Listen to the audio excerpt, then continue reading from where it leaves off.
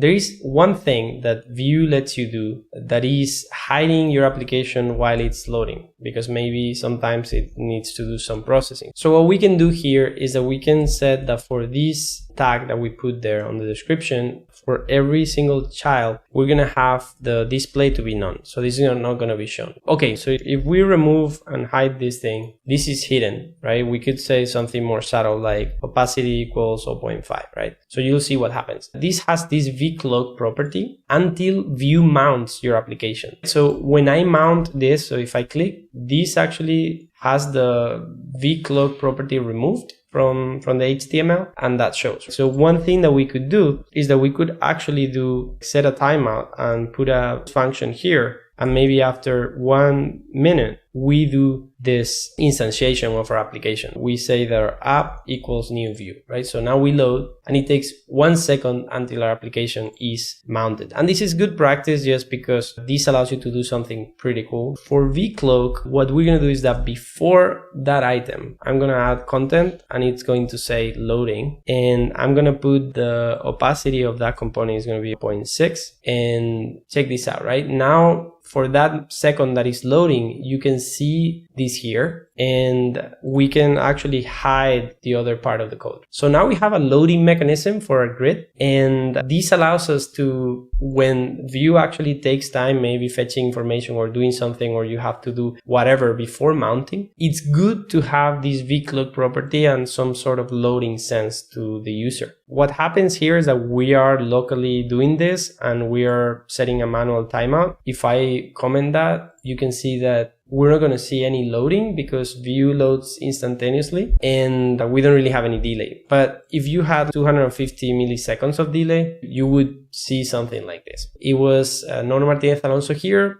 Do check out the other playlists that go over how to build things with JavaScript and Laravel and web development on my channel.